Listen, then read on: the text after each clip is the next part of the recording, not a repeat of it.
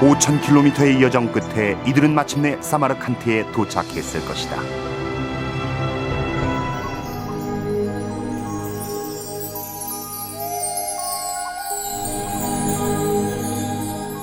서기 650년에서 655년 사이 사마르칸트를 지배했던 바르후만 왕. 아프라시압 궁전에 그의 치세를 기념하는 벽화가 그려졌다.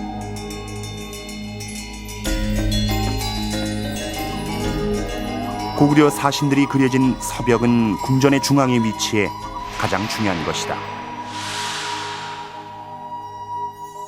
남아있는 모사도와 학자들의 가설을 바탕으로 재현된 벽화의 모습이다.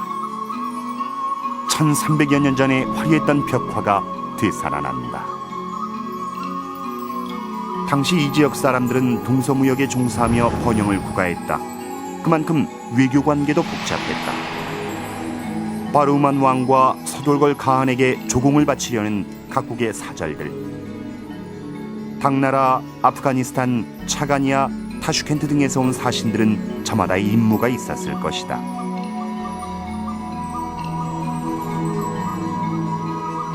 이 국제 외교의 장에 고구려 사신이 참석했다. 그들은 무엇 때문에 이곳까지 와야 했을까?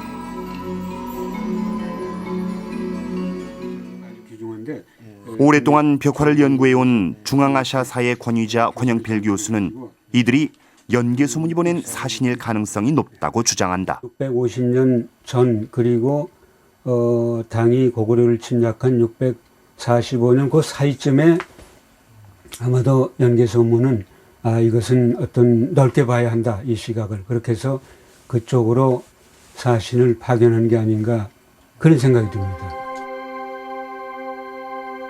벽화에 그려진 고구려인들은 과연 연개소문이 보낸 사신들일까?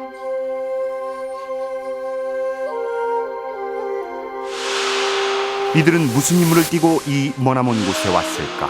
또한 서돌골의 가한이 이 벽화에 그려진 이유는 무엇일까?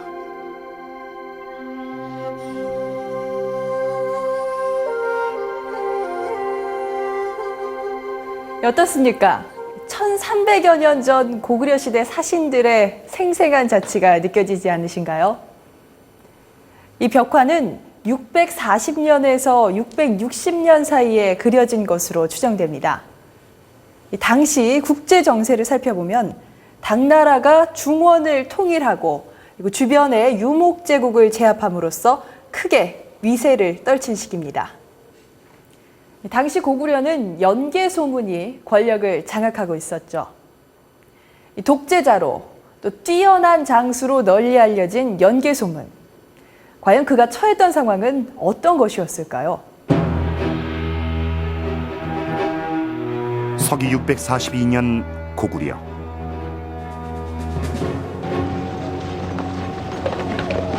연개소문이 고구려 정계에 피바람을 일으키며 전면에 등장한다.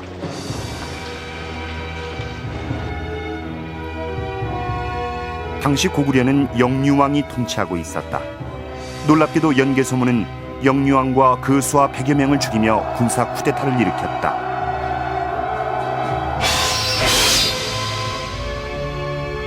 기록에 의하면 연개소문은 영유왕을 시해한 후 시신을 토막 내 구덩이에 던져 넣었다고 한다.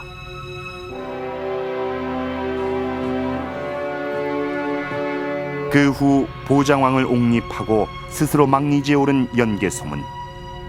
어째서 그는 이런 선택을 한 것일까? 대외적으로는 당나라 세력이 동으로 팽창해 올라오니까 거기에 대응해서 여기에 대한 강경하게 이제 그것을 대응하려는 세력하고 되도록이면 온건하게 유화적으로 대하려는 세력 사이에 이제 노선의 차이가 나타납니다. 이런 그 대내외적인 그 모순과 갈등이 함께 결합된 형태에서 폭발했던 것이 연개소문의 쿠데타라고 볼 수 있습니다.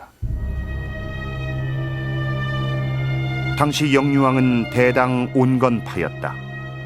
당나라도 처음엔 고구려에 대해 유화 정책을 폈기 때문이었다. 당고조 이연은 고구려 수나라 전쟁에서 발생한 전쟁 포로를 교환하자고 하며 고구려의 유화 제스처를 취했다. 고구려도 이에 화답해 10,000명에 달하는 포로를 돌려보낸다. 그러나 이런 화해 무드는 오래가지 않았다. 당구조에 이어 황제에 등극한 당태종 이세민은 내치가 안정되자 고구려를 비롯한 북방의 유목민족 국가에 대한 침략을 준비한다.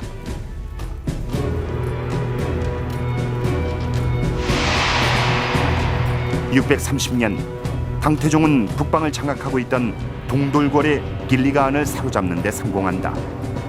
북방 유목 세력들이 당에게 완전히 제압됐다는 것이 고구려에게는 굉장한 손실이었다는 것이 확실해지는 겁니다.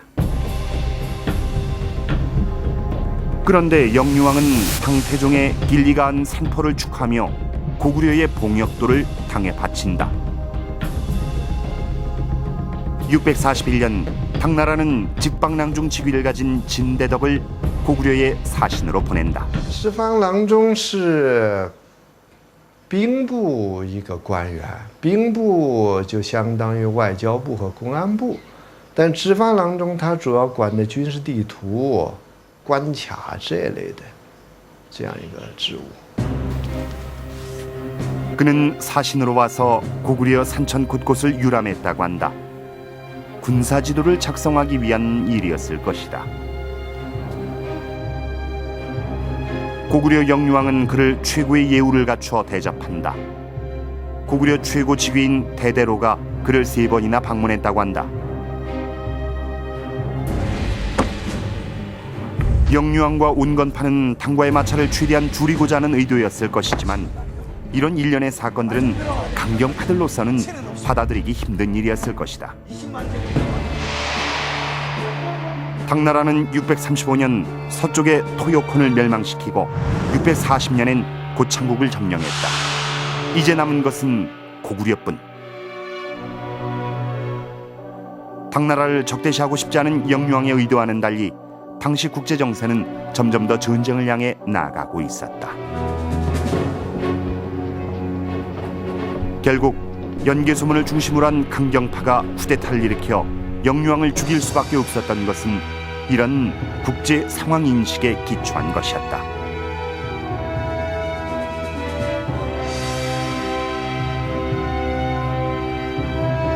마침내 고구려의 정권을 장악하게 된 연개소문은 필생의 라이벌 당태종과 정면으로 대결하게 된다. 고구려의 연개소문과 당나라의 태종은 서로 양립할 수 없는 존재였습니다. 중국의 민간 설화나 경극에서는 연개소문이 중국 내륙 깊숙한 곳까지 당태종을 추격해와서 생명을 위협했다고 전합니다. 중국 전체의 역사에서 가장 위대한 황제로 추앙을 받는 당태종. 그리고 그런 그를 벌벌 떨게 만들었던 연개소문.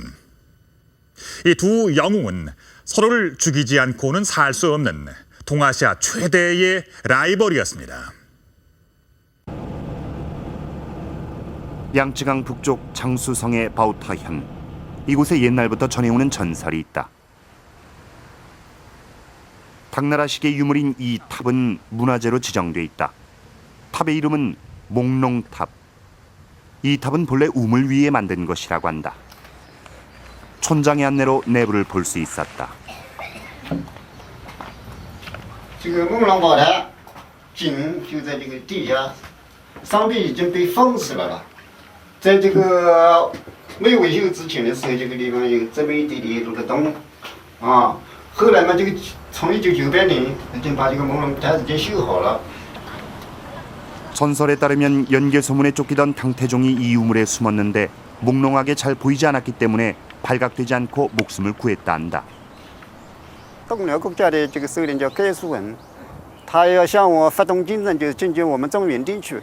到了中原以后呢，就在东海、沿海一带啊，在较劲，在较劲的这过程当中，就是有唐王李世民，就是被这个敌军呢盖叔文追赶过来了。一走到我们这个地方有一口口井，他急忙就跳到口井底下。 在上面的时候有蜘蛛啊，有多少个蜘蛛就结成网，把它封死了。